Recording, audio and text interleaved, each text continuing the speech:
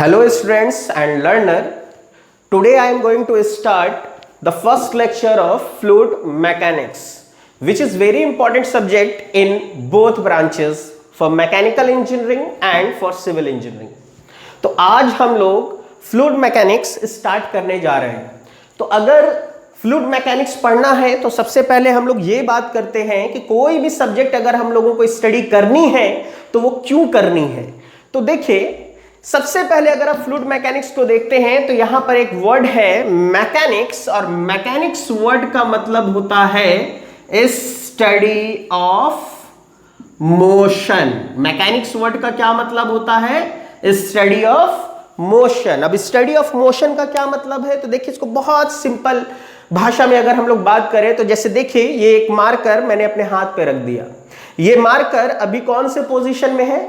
Yes, correct, it is in rest position. अब ये rest के पोजीशन में है तो क्या इसके ऊपर फोर्सेस नहीं लग रहे?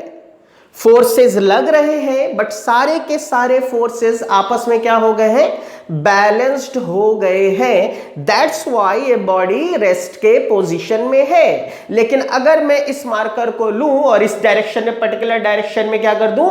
फेंक दूं, तो ये उसी डायरेक्शन में मोशन करने लगेगा, क्योंकि इसके ऊपर एक पर्टिकुलर डायरेक्शन में फोर्स क्या हो गया है? अनबैलेंस हो गया है।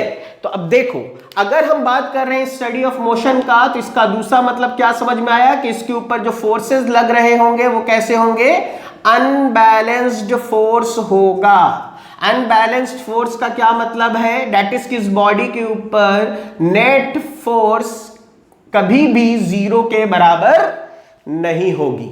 ठीक है, अब देखिए, तो कहीं ना कहीं आप स्टडी ऑफ मोशन को स्टडी ऑफ फोर्स भी कह सकते हो।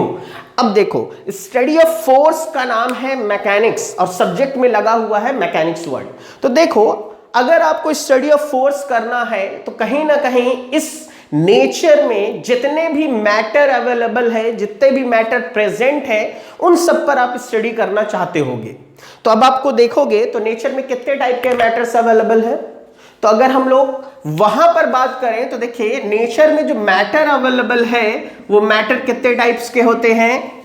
अगर हम लोग अपने इंजीनियरिंग पॉइंट ऑफ व्यू से कहें तो मैटर केवल टू टाइप्स के हैं। First one is solid and second one is fluid. और अगर हम लोग फर्दर क्लासिफाई करें तो सॉलिड भी टू टाइप्स के होते हैं। First one is rigid solid body and second one is elastic solid body, या इसको आप flexible solid body भी कह सकते हैं। और अगर हम लोग फ्लूइड को फर्दर क्लासिफाई करें तो फ्लूइड टू टाइप्स में डिवाइड होगा। First one is liquid and second one is gases. ठीक है, तो देखिए, अब सवाल ये उठता है कि मैकेनिक्स का मतलब होता है स्टडी ऑफ फोर्सेस, और स्टडी ऑफ फोर्सेस अगर आप करना चाहते हो, क्योंकि अभी हम इस बात के बारे में बात कर रहे हैं कि आखिर इस सब्जेक्ट को पढ़ने की जरूरत क्या पड़ी, और ये सब्जेक्ट केवल मैकेनिकल और सिविल वाले क्यों पढ़ते हैं, इलेक्ट्रिकल वाले को क्यों नहीं पढ़ाया गया। सिंपल सी बात है। तो देखो, अगर फोर्सेस की बात करें तो फोर्सेस की बात करते हैं तो फोर्सेस कहीं भी आप स्टडी कर सकते हो, चाहे सॉलिड बॉडी हो या फ्लूइड बॉडी हो। तो अगर सॉलिड बॉडी में अगर आप रिजिड सॉलिड बॉडी पर क्या करने जा रहे हो? स्टडी ऑफ फोर्स करना चाहते हो, तो वैसी बॉडी पर जब स्टडी ऑफ फोर्स करते हो तो उसको कौन सा सब्जेक्ट कहा जाता है? उसको कहा जाता है इंजीनियरिंग मैकेनिक्स, जो कि सबसे पहले सेमेस्टर में आपको पढ़ाया जाता है। अब रिजिड बॉडी की अगर बात करें तो देखिए, प्रैक्टिकली अगर बात किया जाए तो नेचर में कोई भी बॉडी परफेक्टली रिजिड बॉडी नहीं होती है। ठीक है, जैसे सपोज दैट, मान लीजिए मैंने एक चौक लिया, उसके ऊपर फोर्स लगाया, वो तुरंत क्या हो गया? डिफ्लेक्ट कर गया, टूट गया, वो तुरंत ही टूट जाएगा। दैट इज कि उसमें कोई डिफ्लेक्शन नहीं आया, कोई इलोंगेशन नहीं आया, कोई इलास्टिसिटी नहीं आई, तो वो बॉडी किसमें आएगी? वो होगी रिजिड बॉडी। तो रिजिड बॉडी पर अगर हम लोग फोर्सेस को स्टडी करते हैं तो क्या कहलाता है? Engineering mechanics. और अगर हम लोग इलास्टिक सॉलिड बॉडी पर स्टडी ऑफ फोर्स करते हैं तो उसको हम लोग कहते हैं स्ट्रेंथ ऑफ मटेरियल, जिसको आप लोग कहते हैं सोम। और इसी वजह से, क्योंकि नेचर में जितने भी प्रैक्टिकली अवेलेबल सॉलिड बॉडी हैं वो सब के सब कैसे बॉडीज होते हैं, इलास्टिक सॉलिड बॉडीज होते हैं। और इसी वजह से इस सब्जेक्ट को एक और नाम से जानते हैं और उसका नाम होता है मैकेनिक्स ऑफ सॉलिड। तो क्लियर हो गया ये? तो देखिए आपको स्टडी ऑफ फोर्सेस में सॉलिड बॉडी पर स्टडी करा दिए गए। अब आप आ गए फ्लूइड पर। तो अगर फ्लूइड को देखते हो तो दो पार्ट है, एक है लिक्विड, एक है गैसेस। मेजरली गैस पर जो स्टडी की जाती है वो बेसिकली मैकेनिकल इंजीनियर्स करते हैं, और गैसेस पर फोर्सेस की स्टडी को जो एक स्पेशलाइज्ड सब्जेक्ट में पढ़ाया जाता है उसका नाम है थर्मोडायनेमिक्स। तो बेसिकली अगर बात किया जाए कि फ्लूइड मैकेनिक्स क्या है, तो फ्लूइड मैकेनिक्स मेजरली बात किस पर करेगा, लिक्विड्स पर बात करेगा। बट ऐसा नहीं है कि फ्लूइड मैकेनिक्स में आप गैस की बात नहीं कर सकते। मेजरली मेरा फोकस कहां रहेगा, लिक्विड्स पर रहेगा। सम जगह पर, कुछ जगहों पर हम लोग क्या करेंगे, गैसेस की भी बात करेंगे। तो इसीलिए अगर इस सब्जेक्ट की बात की जाए तो इस सब्जेक्ट को दोनों ब्रांचेस में पढ़ाया जाता है। तो हम लोग फ्लूइड मैकेनिक्स में किसको किसको डील करने जाएंगे, लिक्विड को भी करेंगे मेजरली, बट कुछ जगहों पर गैसेस को भी डील करेंगे। तो अब हम लोग बात करते हैं कि इस सब्जेक्ट को पढ़ना क्यों है, समझ में आ गया। तो अब हम लोग सबसे पहले अगर इस सब्जेक्ट को पढ़ना चाहते हैं तो थोड़ी सी और बात करते हैं हम लोग मैकेनिक्स के ऊपर, क्योंकि मैकेनिक्स को अगर आप समझोगे तभी कुछ सवालों के जवाब आपको मिलेंगे। जैसे फॉर एग्जांपल अक्सर इंटरव्यूज में ऐसा होता है कि जब बच्चा जाता है तो टीचर उससे पूछता है कि बताइए क्या आप विस्कोसिटी को जानते हैं। जब आप जवाब देंगे तो कहेगा कितने टाइप की विस्कोसिटीज होती हैं, तो आप कहोगे sir kinematic viscosity and dynamic viscosity. लेकिन जैसे ही आप उसका जवाब दोगे कि दो टाइप के होते हैं, अगला सवाल होगा कि why it is known as kinematic viscosity and why it is known as dynamic viscosity. तो आपको अगर इस सवाल का जवाब चाहिए तो सवाल का जवाब आपको कहां है, इस मैकेनिक्स में छिपा हुआ है। तो अगर हम लोग मैकेनिक्स की बात करते हैं तो मैकेनिक्स का मतलब क्या था, स्टडी ऑफ मोशन, या फिर इसको स्टडी ऑफ फोर्स भी कह सकते थे। और मैकेनिक्स को फर्दर हम लोग डिवाइड करेंगे तो मैकेनिक्स टू पार्ट्स में डिवाइड होगा। एक कहलाएगा kinematics and second one is dynamics. तो अगर हम काइनेमेटिक्स की बात करें तो काइनेमेटिक्स क्या है, तो काइनेमेटिक्स कहा जाता है study of motion without consideration of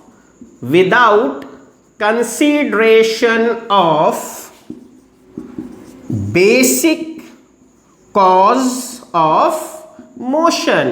तो अभी थोड़ी देर पहले ही हमने बात की है कि the main reason of motion is force. That is कि इसमें काइनेमेटिक्स में हम लोग किसकी बात नहीं करेंगे, तो हम लोग फोर्स की बात कहीं भी नहीं करने वाले हैं। हम लोग केवल इसकी बात करेंगे कि अगर बॉडी में मोशन है तो उस मोशन के कारण उस बॉडी में क्या क्या आने वाला है। तो अगर इसका हम लोग कुछ एग्जाम्पल देखें काइनेमेटिक्स के, तो एग्जाम्पल देखा जाए तो एग्जाम्पल अगर देखते हैं तो फॉर एग्जाम्पल डिस्प्लेसमेंट, जिसकी यूनिट होती है metre. For example velocity, and velocity को अगर देखें तो इसका यूनिट होता है मीटर पर सेकेंड। फॉर एग्जाम्पल एक्सेलरेशन, और एक्सेलरेशन की यूनिट अगर हम लोग देखें तो एक्सेलरेशन होता है change in velocity with respect to time, that is की मीटर पर सेकंड स्क्वायर। फॉर एग्जाम्पल एक और ले लेते हैं जिसको कहा जाता है जर्क। जर्क क्या है, तो जर्क बहुत ही स्मॉल टाइम में सडन एक्सेलरेशन चेंज करने पर जो आपको झटका मिलता है। जैसे आप बाइक पर बैठे और आप अचानक से एक्सेलरेटर ले लो तो आप जो बैठे हो तो आपको एक झटका फील होता है, वही है जर्क। तो इसकी यूनिट होती है मीटर पर सेकेंड क्यूब। देखिए यहां पर हमने जितने भी एग्जांपल्स लिए हैं ईटीसी, ये सब के सब दीज आर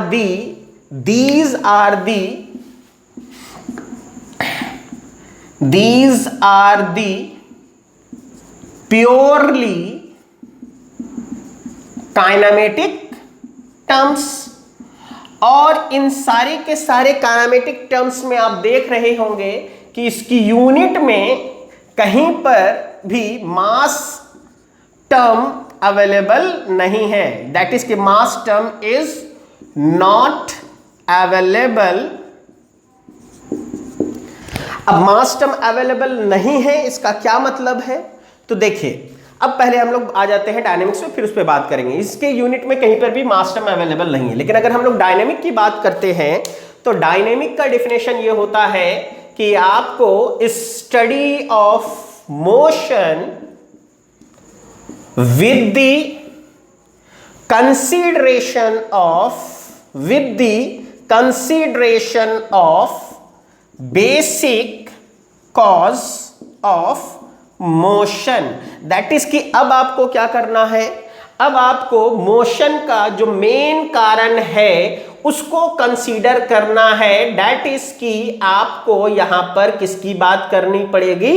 फोर्सेस की बात करनी पड़ेगी कि वो जो मोशन आया है तो वो मोशन कौन से फोर्स के कारण आया है। अगर हम लोग फोर्स की बात करें तो सबसे पहली बार हम लोगों को फोर्स के बारे में कहां पता चलता है? Newton second law.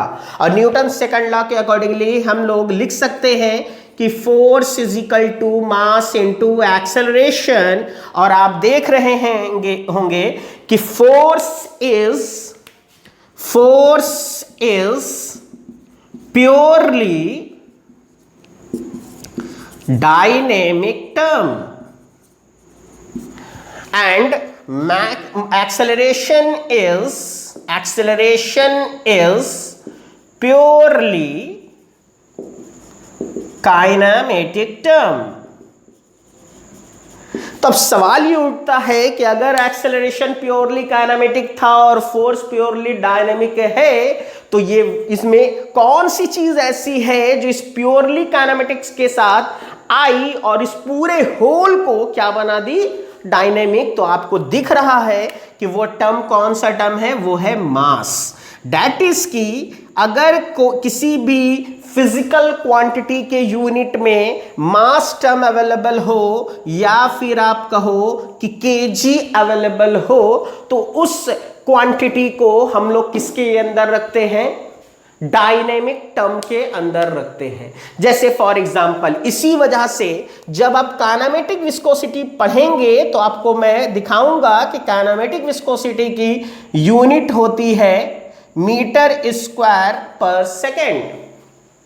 और अगर हम बात करें डायनेमिक विस्कोसिटी की, तो डायनेमिक विस्कोसिटी की यूनिट आपको क्या मिलती है? केजी पर metre second. Here the kg term is available, that's why this is known as dynamic viscosity, and here mass term is not available, that's why it is known as kinematic viscosity. तो आपसे अगर कभी भी ये पूछा जाए कि why it is known as kinematic viscosity and why it is known as dynamic viscosity, तो इस सवाल का जवाब बेसिकली आपको कहाँ छिपा है? वो छिपा है कि मैकेनिक्स के अंदर। तो आपको इसीलिए थोड़ा सा इंफॉर्मेशन मैकेनिक्स का होना बहुत जरूरी है फ्लूइड मैकेनिक्स को पढ़ने से पहले। तो होप सो कि आपको ये समझ में आया होगा।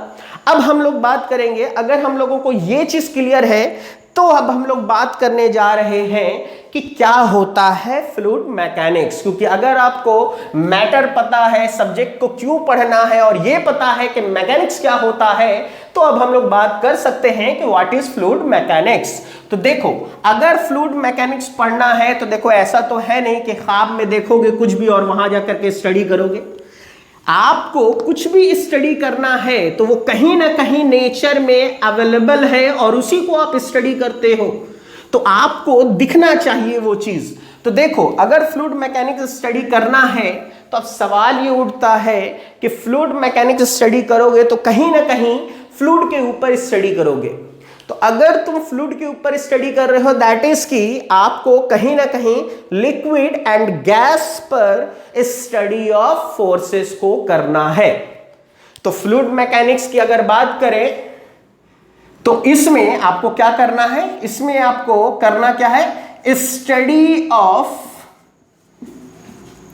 बिहेवियर ऑफ फ्लूइड करनी है under the action of force, no matter the force is balance और अनबैलेंस, वो एक अलग क्राइटेरिया है। तो अगर study of behaviour of fluid आपको करना है तो सवाल ही उठता है, कोई भी फ्लूइड हो, आइदर लिक्विड हो या गैस हो, नेचर में कौन से स्टेट में आपको मिल सकता है।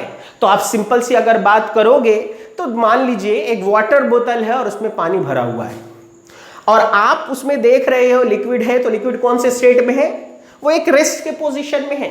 दैट इज कि कहीं ना कहीं study of behaviour of fluid करना है और वो फ्लूइड कौन से पोजीशन में होगा, एट रेस्ट। और एट रेस्ट का मतलब क्या है, फोर्सेस आर बैलेंस्ड, सारे के सारे फोर्स आपस में एक दूसरे को क्या कर देंगे, कैंसिल आउट कर देंगे। वो उस बॉडी के ऊपर, उस फ्लूइड के ऊपर नेट फोर्स क्या हो जाएगा, जीरो। तो वो फोर्स, वो बॉडी, वो फ्लूइड किस पोजीशन में होगा, रेस्ट के पोजीशन में। और अगर आप रेस्ट के पोजीशन में फ्लूइड की स्टडी कर रहे हो तो इसको आप क्या कहते हो, this is called fluid statics. इसको आप क्या कहते हो, फ्लूइड स्टैटिक्स। अब या तो फ्लूइड रेस्ट के पोजीशन में होगा या फिर किस में होगा, ऑब्वियसली मोशन में हो सकता है। एक पाइपलाइन है, उसके अंदर पानी फ्लो कर रहा है, लेकिन ऐसा नहीं है कि केवल आप वाटर ले सकते हो, लिक्विड ले सकते हो, गैस पाइपलाइन भी होता है। तो गैस पाइपलाइन के अंदर भी गैस क्या करता है, फ्लो करता है। तो गैस फ्लो कर रहा है, दैट इज की फ्लूइड और कौन से पोजीशन में हो सकती है, तो इन मोशन हो सकती है। और इन मोशन का मतलब क्या है, फोर्सेस आर नॉट बैलेंस्ड। और नॉट बैलेंस्ड का मतलब यह है कि उस फ्लूइड के ऊपर नेट फोर्स जीरो नहीं होगा और जिस पर्टिकुलर डायरेक्शन में फोर्सेस अनबैलेंस्ड हो जाएंगे उस पर्टिकुलर डायरेक्शन में वो फ्लूइड क्या करने लग जाएगा, मोशन करने लग जाएगा। ठीक है, तो इन मोशन, और इसी को आप लोग क्या कहते हो, this is called fluid dynamics, fluid dynamics. ठीक है, बट फ्लूइड डायनेमिक्स पढ़ने से पहले आपको फ्लूइड काइनेमेटिक्स पढ़ना होगा, क्योंकि बिना एक्सेलरेशन, बिना वेलोसिटी, बिना डिस्प्लेसमेंट, ये सारी चीजें जाने बगैर आप डायनेमिक्स, दैट इज की स्टडी ऑफ फोर्स नहीं कर सकते, क्योंकि force should be mass into acceleration. तो एक्सेलरेशन आपको निकालना सीखना पड़ेगा, इसीलिए हम लोग फ्लूइड डायनेमिक्स से पहले क्या पढ़ेंगे, फ्लूइड काइनेमेटिक्स। तो एक कंडीशन समझ में आया कि फ्लूइड या तो रेस्ट में होगा या फिर कहां होगा, मोशन में। रेस्ट में हुआ तो आप वहां पर फोर्सेस की बात ही नहीं करेंगे, क्योंकि सारे के सारे फोर्स क्या होने वाले हैं, बैलेंस्ड, और नेट रिजल्ट क्या होगा, फोर्सेस का जीरो। जब बैलेंस है तो फोर्स की बात नहीं होगी। इसीलिए पूरे के पूरे फ्लूइड स्टैटिक्स में कहीं पर भी फोर्स की बात नहीं की जाती है, और अगर आप कर रहे हो तो आप समझ जाओ कि आप गलती कर रहे हो। ठीक है, दूसरी चीज, या तो मोशन में होगा। अब फ्लूइड मोशन में है, दैट इज कहीं ना कोई फोर्स क्या होगा, अनबैलेंस्ड होगा। और अनबैलेंस्ड होने का मतलब यह है कि वो बॉडी क्या है, मोशन में है, तो फोर्स की बात यहां होगी। और क्या हो सकता है, दो कंडीशन तो आसानी से दिखता है, रेस्ट में है फ्लूइड या मोशन में है। तीसरा कंडीशन यह है कि हो सकता है एक फ्लूइड किसी दूसरे फ्लूइड के साथ कांटेक्ट में हो। फ्लूइड का मतलब लिक्विड एंड गैस दोनों है। जैसे फॉर एग्जांपल, जैसे मैंने वाटर के ऊपर केरोसिन ऑयल को डाल दिया, तो वाटर एक डिफरेंट फ्लूइड है, केरोसिन ऑयल एक डिफरेंट फ्लूइड है, दोनों इमिसिबल है। तो आपको दिखेगा कि दोनों का एक लेयर एक दूसरे के साथ क्या आ रहा है, कांटेक्ट में आ रहा है। दैट इज क्या पता चला, कि पता ये चला कि एक फ्लूइड किसी दूसरे फ्लूइड के साथ कांटेक्ट में हो सकता है। और अगर मान लीजिए एक वाटर बोतल है, आधा पानी है और आधा खाली है, खाली होने का मतलब एयर है, तो एयर का भी तो वाटर के साथ कांटेक्ट हो सकता है, दैट इज गैस का लिक्विड के साथ कांटेक्ट हो सकता है। दैट इज की हो सकता है कि एक फ्लूइड का किसी दूसरे फ्लूइड के साथ कांटेक्ट हो, या फिर पाइप के अंदर फ्लूइड फ्लो कर रहा है, पाइप सॉलिड बॉडी है एंड जो फ्लूइड है, जो भी वाटर है, जो भी लिक्विड है, जो भी गैस है, वो फ्लूइड है। तो वो दोनों जहां पर कांटेक्ट कर रहा है, एक जगह एक तरफ फ्लूइड है और एक तरफ सॉलिड है, दैट इज की तीसरा कंडीशन ये है कि ये भी हो सकता है कि फ्लूइड का किसी दूसरे फ्लूइड के साथ कांटेक्ट हो, या फिर फ्लूइड का किसी और सॉलिड के साथ कांटेक्ट हो। यानी कि हम लोग कहां देखेंगे, at the interface between one fluid with other fluid और a solid। और ये फिजिकल कांटेक्ट हम लोग कहां पर स्टडी करेंगे, तो हम लोग स्टडी करेंगे एट दी बाउंड्रीज। इसीलिए जो फ्लूइड मैकेनिक्स में जो लास्ट में टॉपिक आपको स्टडी कराया जाता है वो है बाउंड्री लेयर थ्योरी, वो यहीं से कनेक्टेड है। एक बाइक, एक ऑटोमोबाइल कार आप चला के जा रहे हो, एयर उसके ऊपर से फ्लो कर रहा है, तो कार की जो बॉडी है वो सॉलिड है और एयर गैस है, तो सॉलिड का गैस के साथ कांटेक्ट हो गया। एक पाइप है और उसके अंदर फ्लूइड फ्लो कर रहा है, तो वाटर फ्लो कर रहा है मान लिया, तो वाटर का सॉलिड के साथ कांटेक्ट हो गया। तो आप वो सारी चीजें कहाँ स्टडी करोगे, वो सब स्टडी करोगे आप बाउंड्री लेयर थ्योरी में। इसीलिए इस टॉपिक में देखो हम लोग कहां पर स्टडी कर रहे हैं, एट दी बाउंड्रीज, जिस बाउंड्री पर दोनों आपस में कांटेक्ट कर रहा है। तो अगर कोई पूछे कि what is fluid mechanics, then the definition is it is a behaviour, it is the study of behaviour of fluid at rest, in motion and at the interface between one fluid with other fluid and a solid at the boundaries। तो देखिए ये रहा आपका fluid mechanics का definition. तो अब देखिए सबसे पहले अगर फ्लूइड मैकेनिक्स पढ़ना है तो सबसे पहले हम लोगों को पता होना चाहिए कि फ्लूइड होता क्या है। बिना फ्लूइड को जाने फ्लूइड मैकेनिक्स कैसे स्टडी कर सकते हैं हम लोग। तो अब हम लोग जो आज का सबसे पहला टॉपिक जो स्टडी करेंगे वो ये होगा कि फ्लूइड होता क्या है। तो अगर फ्लूइड की बात करनी है तो सबसे पहले फ्लूइड को स्टडी करने के लिए हम लोगों को एक एक्सपेरिमेंट देखना पड़ेगा, वो है न्यूटन्स एक्सपेरिमेंट, जो कि न्यूटन साहब ने फ्लूइड का डिफिनेशन देने से पहले करके दिखाया था। जैसे उसके लिए उन्होंने क्या किया, एक फिक्स प्लेट लिया, बॉटम प्लेट को फिक्स कर दिया और ऊपर वाले प्लेट को क्या रखा, फ्री टू मूव, और इसके बीच में एक सॉलिड बॉडी को क्या कर दिया गया, फिक्स कर दिया। जैसे फॉर एग्जांपल मान लीजिए सपोज दैट मैंने एक सॉलिड लिया, क्योंकि देखो अगर फ्लूइड को समझना है तो आपको फ्लूइड और सॉलिड के बीच में डिफरेंस समझना पड़ेगा, वरना क्यों फ्लूइड को फ्लूइड कहा गया और सॉलिड को सॉलिड कहा गया। तो देखिए डिफरेंस क्या है। मान लीजिए एक मेटालिक बार है और प्रैक्टिकली कोई भी जो सॉलिड अवेलेबल है नेचर में वो इलास्टिक इन नेचर ही है, परफेक्टली रिजिड सॉलिड अवेलेबल नहीं होता, वो आइडियल कॉन्सेप्ट है। तो सपोज दैट ये एक मेटालिक बार है, मैंने दोनों तरफ से इसको क्या करना शुरू किया, इसको खींचना शुरू किया। सपोज दैट ये एक बार था मेटालिक और मैंने इसको बोथ साइड से खींचना शुरू किया। क्या होगा, क्या इसमें इलॉन्गेशन हो जाएगा? नहीं। ये इलॉन्गेशन हो या ना हो ये डिपेंड करेगा कि इसका इंटरनल स्ट्रेंथ क्या है और आप कितना फोर्स लगा रहे हो। तो सपोज दैट शुरू में मैंने 1 न्यूटन का फोर्सेस लगाया और देखा इसमें कोई इलॉन्गेशन नहीं हुआ, कोई डिफॉर्मेशन नहीं हुआ। मैंने क्या किया, फोर्स बढ़ाना शुरू किया। मैंने 2 न्यूटन का फोर्स लगाया, 3 न्यूटन लगाया, 4 न्यूटन लगाया, 4.9 न्यूटन तक जब गए तो भी डिफॉर्मेशन नहीं था। फिर मैंने 5 न्यूटन का फोर्स लगाया और मैंने देखा कि जैसे ही मैंने 5 न्यूटन का दोनों तरफ से टेंशन फोर्स लगाया तो इस बार में 1 mm का चेंज हो गया। डेट इज कि इसमें डिफॉर्मेशन कितना आया, 1 mm का। तो देखिए पहली चीज यहां से क्या पता चली, पहली चीज ये पता चली कि सॉलिड बॉडी में आप फोर्स लगाओ और डिफॉर्मेशन शुरू हो जाए, इसका कोई जरूरी शर्त ये है कि आपका फोर्स उसके इंटरनल स्ट्रेंथ से क्या होना चाहिए, ज्यादा होना चाहिए। अगर उसका इंटरनल स्ट्रेंथ कम ज्यादा है और आपका फोर्स कम है तो उसमें कोई डिफॉर्मेशन नहीं होगा। दैट इज कि डिफॉर्मेशन एक लिमिट के बाद स्टार्ट होगी, ठीक है। तो न्यूटन साहब ने भी यही किया, एक सॉलिड बॉडी ली और उसके ऊपर इस तरीके से फोर्सेस लगाने के लिए नीचे वाले प्लेट को क्या किया उन्होंने, फिक्स्ड प्लेट,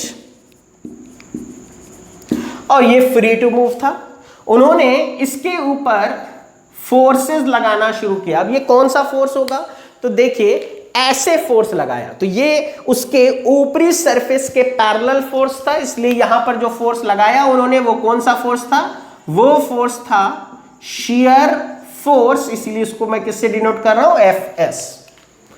उन्होंने शियर फोर्स लगाना शुरू किया, धीरे धीरे बढ़ाते गए बढ़ाते गए बढ़ाते गए, और जैसे ही डिफॉर्मेशन स्टार्ट हुआ उन्होंने इस शियर फोर्स को क्या कर दिया, कांस्टेंट कर दिया। तो उन्होंने पाया कि अगर मान लीजिए this is A, corner B, corner C, corner D, initially ऐसा था, लेकिन जैसे ही डिफॉर्मेशन स्टार्ट हुआ उन्होंने देखा कि बॉटम वाले कॉर्नर तो वहीं पर फिक्स थे, बट टॉप कॉर्नर्स क्या हो गए, आगे मूव कर गए। तो डी पहुंच गया डी डैश पर और सी पहुंच गया सी डैश पर, और इन दोनों में जैसी ही डिफॉर्मेशन आया, यहां पर डिफॉर्मेशन एंगल जो दिखी वो उसको मैंने मान लिया सपोज दैट अल्फा। तो देखिए, और अगर हमने फोर्स को कांस्टेंट कर दिया तो सॉलिड में उन्होंने देखा कि फोर्स को कांस्टेंट अगर कर दिया है और उन्होंने ये time t is equal to 0 second पर देखा था और ये time is equal to 1 second पर देखा, तो यहां पहुंच गया था। 2 सेकंड पर देखा तो भी यही था, 3 सेकंड पर देखा तो भी यही था, यानी सो ऑन। दैट इज ऐसा इसलिए हुआ क्योंकि देखो अगर हम फोर्स कांस्टेंट कर रहे हैं तो डिफॉर्मेशन भी क्या था, कांस्टेंट था। और यहीं से हम लोगों को पता चलता है सॉलिड के लिए सोम में आप लोग क्या पढ़ते हैं, आप लोग पढ़ते हैं stress is directly proportional to strain या फिर डिफॉर्मेशन। उसका टाइम के साथ कोई रिलेशन नहीं है, लेकिन उन्होंने सेम एक्सपेरिमेंट किया और इस बार उन्होंने बीच में कौन सी बॉडी ली, एक फ्लूइड बॉडी ली। तो उन्होंने क्या किया, ऊपर फिर से वो एक प्लेट लिया और ये प्लेट कैसा था, फ्री टू मूव था, और बॉटम प्लेट जो था उस बॉटम प्लेट को क्या कर दिया उन्होंने, फिक्स कर दिया। और जब बॉटम प्लेट को फिक्स कर दिया और दोनों के बीच में कोई फ्लूइड रखा तो एक बहुत ही इंटरेस्टिंग रिजल्ट मिला। ये कॉर्नर ए है, corner B, corner C, corner D, और ठीक उसी तरीके से टॉप प्लेट पर यहां पर क्या लगाया गया, जैसे ही शियर फोर्स अप्लाई किया, एक कांस्टेंट शियर फोर्स। तो देखिए अगर मान लीजिए एक ग्लास है और उस ग्लास के अंदर हमने क्या किया, वाटर ले लिया एकदम उसके ऊपरी सिरे से एकदम बराबर। अगर हम लोग जरा सा उसके ऊपर एयर भी ब्लो कर दें, फूंक भी दें, तो वो पानी क्या हो जाता है, तुरंत छलक जाता है। लेकिन सॉलिड में क्या था, सॉलिड में आपने ताकत लगाया था, डिफॉर्मेशन एक लिमिट के बाद स्टार्ट हुआ था, लेकिन फ्लूइड में ऐसा नहीं है। आप जैसे ही एक कांस्टेंट फोर्स अप्लाई करेंगे, चाहे वो कांस्टेंट शियर फोर्स कितना ही छोटा क्यों ना हो, फ्लूइड के अंदर डिफॉर्मेशन स्टार्ट हो जाएगा। इसीलिए उन्होंने देखा, यहां पर बहुत इंटरेस्टिंग रिजल्ट मिला। उन्होंने time is equal to 0 time पर देखा था, जैसे ही कांस्टेंट शियर फोर्स अप्लाई किया उन्होंने देखा कि डी कहां पहुंच गया, डी पहुंच गया डी डैश पर। थोड़ी देर बाद देखा तो देखा उन्होंने कि डी डैश से कहां पहुंच गया, डी डबल डैश पर। थोड़ी देर और बाद देखा तो उन्होंने देखा कि डी कहां पहुंच गया, डी ट्रिपल डैश पर। दैट इज की टाइम के साथ डिफॉर्मेशन क्या होता जा रहा था, इंक्रीज करता जा रहा था, जबकि हम लोग शियर फोर्स को इंक्रीज नहीं कर रहे थे। तो सेम यही एक्सपेरिमेंट उन्होंने किया। अब देखिए इसमें, तो आपको उन्होंने कहा कि t is equal to 1 second, 2 second, 3 second, 1 second, 2 second, 3 second and t is equal to 0 second. तो उन्होंने देखा कि C डैश में पहुंच गया, C डबल डैश पे एंड C ट्रिपल डैश में पहुंच गया।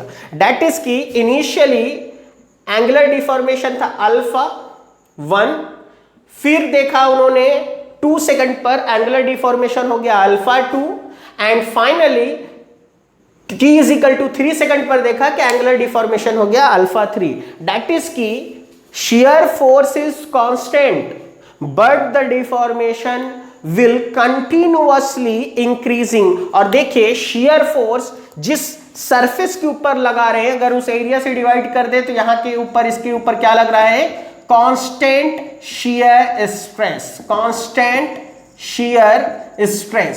तो यहीं से आपको एक खास डिफरेंस पता चलता है कि सॉलिड बॉडी में पहली चीज तो यह है कि डिफॉर्मेशन एक लिमिट के बाद स्टार्ट होता है, जबकि फ्लूइड में आपको डिफॉर्मेशन जैसे ही आप उसके ऊपर एक कांस्टेंट शियर फोर्स या ये कहिए कि एक कांस्टेंट शियर स्ट्रेस आप अप्लाई करोगे, उसमें डिफॉर्मेशन स्टार्ट हो जाएगा।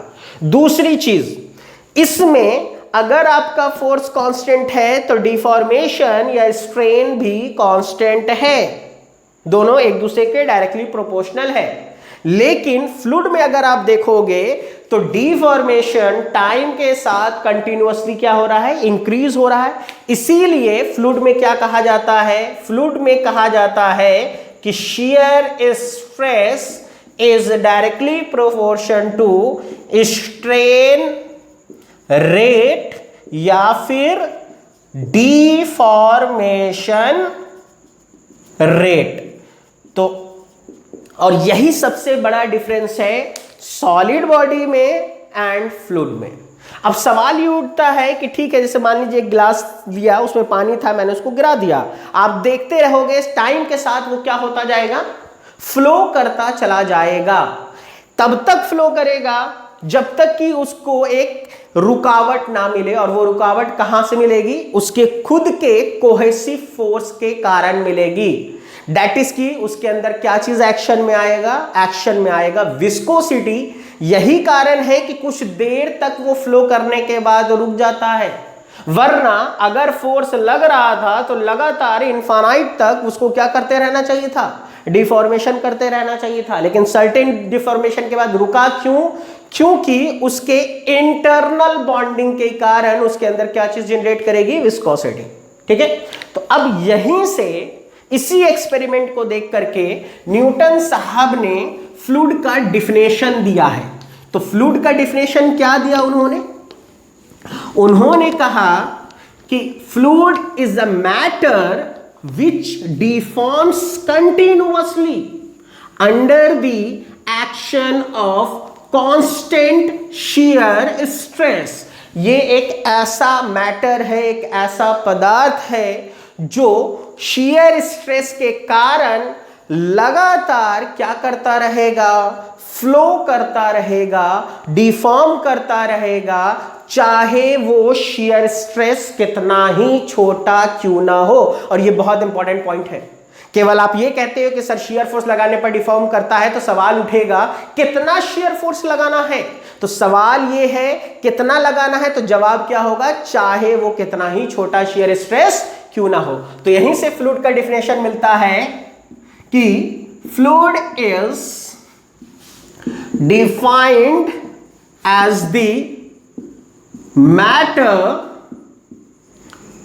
which deforms continuously under the action of constant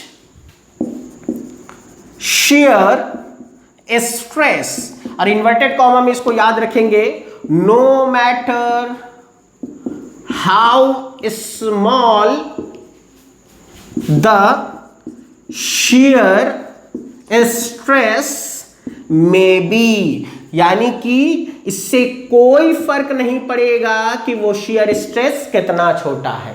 ठीक है, तो इस डिफिनेशन को न्यूटन साहब ने दिया है अपने एक्सपेरिमेंट से, और इसी डेफिनेशन से ही आपको एक चीज ये पता चलता है कि फ्लूइड वो मैटर होगा, वो सब्सटेंस है जिसमें shear stress is directly proportional to shear strain rate या फिर डिफॉर्मेशन रेट। और यही आपका कौन सा लॉ है? This is called Newton's law of viscosity, जो हम लोग आगे जाएंगे तो इसको स्टडी करेंगे। इसी को हम लोग कहां पर पढ़ते हैं? न्यूटन्स लॉ ऑफ विस्कोसिटी में। तो देखिए, इसके डिफिनेशन से बहुत सारी कुछ पॉइंट्स आपको मिलती हैं जो कि आपके एग्जाम में डायरेक्टली पूछा जाता है। पहला सवाल कि अगर कोई फ्लूइड रेस्ट में है, यानी कि फ्लूइड एट रेस्ट है, अगर कोई फ्लूइड रेस्ट में है तो उसके ऊपर कौन कौन से स्ट्रेसेस लगते होंगे। तो देखिए, अगर मैंने कहा एक कंटेनर है, इसके अंदर कोई फ्लूइड है जो कौन से पोजीशन में है? रेस्ट कंडीशन में है। और रेस्ट कंडीशन में जो सबसे ऊपरी लेयर होता है, सबसे ऊपरी सतह जो होता है, इस सतह को क्या कहा जाता है? This is called free surface. This is called free surface.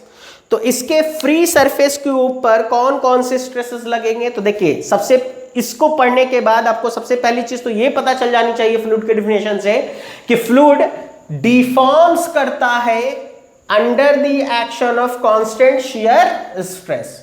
अगर फ्लूइड रेस्ट में है, दैट इज कि यहीं से पहला चीज पता चल गया कि उसके ऊपर जो शियर स्ट्रेस लग रहा होगा वो कितना होगा? शियर स्ट्रेस हमेशा क्या होगा? जीरो। क्योंकि अगर shear stress not equals to zero हुआ तो फ्लूइड रेस्ट में होगा कैसे? फ्लूइड तो मोशन में चला आएगा, कंटिन्यूअसली फॉर्म करने लग जाएगा। तो पहली चीज क्या पता चली कि अगर रेस्ट में फ्लूइड है तो उसके ऊपर शियर स्ट्रेस क्या होगा? जीरो। और इसके ऊपर अवेलेबल जो गैस होगा वो गैस इसके फ्री सरफेस के ऊपर क्या करेगा? प्रेशर एक्सर्ट करेगा, और ये pressure always normal to the top surface, that is free surface होगा। और ये जो प्रेशर है, जो भी प्रेशर हो, यही कौन सा स्ट्रेस कहलाएगा? क्योंकि प्रेशर इज फोर्स पर यूनिट एरिया, नॉर्मल फोर्स पर unit area, and which is also known as normal stress. यही आपका नॉर्मल स्ट्रेस के बराबर होगा। तो पहला सवाल यहां से समझ में आया कि अगर आपसे कहा जाए कि फ्लूइड एट रेस्ट में है और इसके ऊपर कौन कौन से स्ट्रेस लग रहे हैं, तो the correct answer is shear stress zero and normal stress which is equal to pressure. और ये नॉर्मल स्ट्रेस कैसा होगा? Positive negative? तो करेक्ट आंसर इज निगेटिव होगा, क्योंकि इसका नेचर कैसा है? कंप्रेसिव। ठीक है, अब दूसरा सवाल यहां से क्या मिलता है? दूसरा सवाल यहां से ये जनरेट होता है कि फ्लूइड को अगर एक और तरीके से डिफाइन किया जाए तो उसको कैसे कहा जाएगा? तो हम लोग ये भी तो कह सकते हैं कि फ्लूइड वो मैटर है जो शियर स्ट्रेस को रेसिस्ट नहीं करता है, लेकिन कब? एट रेस्ट या under the condition of rest. क्योंकि अगर वो शियर स्ट्रेस को रेसिस्ट करता तो ये वर्ड कहां से आता? कितना ही छोटा ही शियर स्ट्रेस लगाए तो डिफॉर्म कर जाए। यानी कि इनिशियली जब रेस्ट में होगा कोई भी फ्लूइड तो वो शियर स्ट्रेस को रेसिस्ट नहीं करेगा। तो यहां से एक चीज और पता चली कि fluid do not resist shear stress when it is under rest condition। तो दूसरी चीज यहां से क्या पता चली? ये डायरेक्टली आपसे पूछा जाएगा कि फ्लूइड कौन से कंडीशन में शियर स्ट्रेस को रेसिस्ट नहीं करेगा। The correct answer is under the rest condition. लेकिन हाँ, इसका ये मतलब नहीं कि मोशन में नहीं करेगा। जैसे ही मोशन में आएगा उसके अंदर क्या चीज जनरेट करेगी, विस्कोसिटी एक्शन में आ जाएगी। इसका मतलब क्या है, देखो अगर रेस्ट में है फ्लूइड तो सारे के सारे पार्टिकल भी रेस्ट में है। सपोज दैट बहुत अपने ओरिजिन पे ही थोड़ा बहुत वाइब्रेट करता होगा। तो अगर सारे फ्लूइड रुके हुए हैं तो आप सारे फ्लूइड के बीच, पार्टिकल्स के बीच में जो इंटरमॉलिक्यूलर अट्रैक्शन फोर्सेस है वो भी है, लेकिन कोई फ्लूइड का लेयर भाग ही नहीं रहा है तो वो एक्शन पता कैसे चलेगा। लेकिन जैसे ही फ्लूइड फ्लो किया, एक ऊपर वाला लेयर आगे भागा तो उसके ठीक नीचे वाला लेयर उसको क्या करने लगेगा, कहां जा रहे हो, रुको, फोर्स लगाने लगेगा। इंटरमॉलिक्यूलर फोर्स क्या आएगा, एक्शन में आ जाएगा। इसीलिए कहा जाता है कि विस्कोसिटी एक्शन में कब आती है, या viscosity is a property of liquid under the condition of motion. ठीक है, तो इसी वजह से हमने कहा कि रेस्ट में रेसिस्ट करेगा, रेस्ट में रेसिस्ट नहीं करेगा, लेकिन जैसे ही फ्लूइड मोशन में आएगा उसमें शियर स्ट्रेस को रेसिस्ट करने की जो क्षमता है वो एक्शन में आ जाएगी, दैट इज विस्कोसिटी एक्शन में आएगी, और वो फ्लूइड फ्लो करते करते क्या होगा, थोड़ी देर बाद रुक जाएगा। ठीक है, तो ये सारी चीजें हैं जो फ्लूइड के डायरेक्टली डिफिनेशन से पता चलती हैं। ठीक है, अब देखिए यहीं से आपको एक चीज और बताना है, वो ये कि फ्लूइड में जो कंटिन्यूअसली डिफॉर्म होने की जो टेंडेंसी है इसको क्या कहा जाता है, उसको कहा जाता है फ्लो। और ये जो फ्लो हो रहा है ये प्रॉपर्टी के फॉर्म में अगर बोला जाए तो इसको क्या कहा जाता है, इसको कहा जाता है फ्लूइडिटी। तो कंटिन्यूअसली लगातार डिफॉर्म होते रहने की जो टेंडेंसी है, जो प्रवृत्ति है, उसको हम लोग क्या कहते हैं, उसको कहते हैं फ्लूइडिटी। और फ्लूइडिटी लगातार डिफॉर्म करने की टेंडेंसी है, और विस्कोसिटी क्या है, उसको फ्लो होने से रोकने की टेंडेंसी है। इसीलिए फ्लूइडिटी एंड विस्कोसिटी के बीच में जो रिलेशन है वो कैसा है, वो है इनवर्सली प्रोपोर्शनल।